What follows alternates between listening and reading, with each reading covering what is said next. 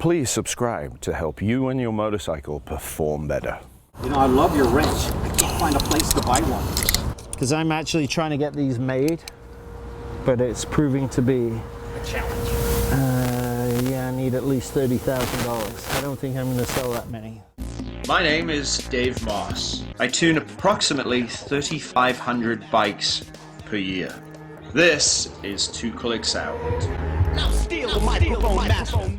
Here's a preview.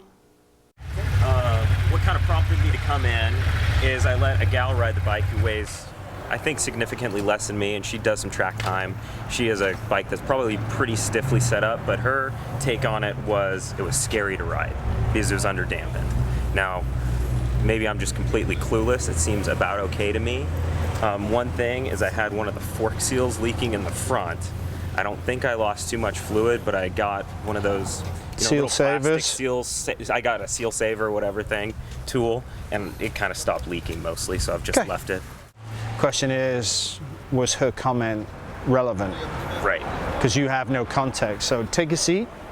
You're at 30 millimeters of sag, and you are 5 millimeters from bottom. Now, let's put that in context. If she rode it and she's a track rider, she's going to say it's horribly too soft. Okay.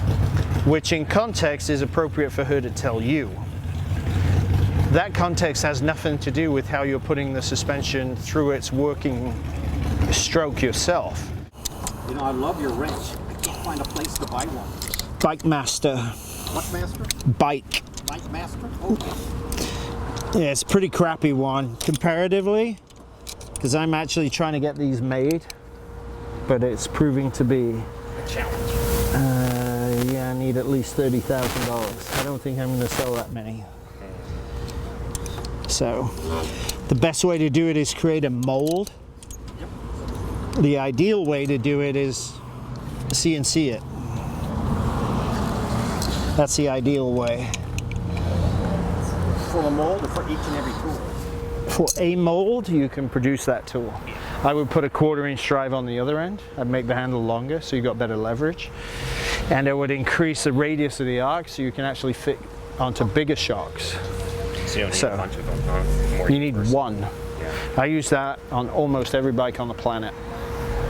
I've seen it on your videos. Yeah, it gets plenty of work. Looks like that one's been around. I've had that since '97. You're going to take the bike to the track and run it in race mode. So because it's going in race mode, the settings in terms of power delivery, there's a lot more power in race mode than there is in sports. So I'm going to go into race mode and I'm going to change the settings up. Suspension, we've got to go back into fixed. So we'll go fixed, memorize. Because those are all different. So yeah, so now we have to go to configure for race. It's got 2,000 miles on it. I haven't ridden it, but stiff as a board, so I backed everything out a few clicks just to start Okay. with a little bit. Got to have at least 2 threads left showing there, It's a right? lighter spring I need. Well, let's see if your ability can overpower the spring, right?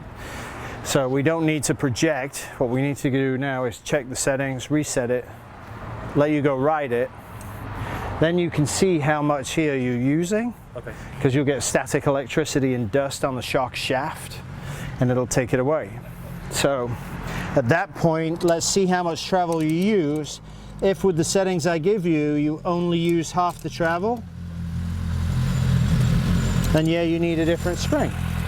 But let's not spend money just yet.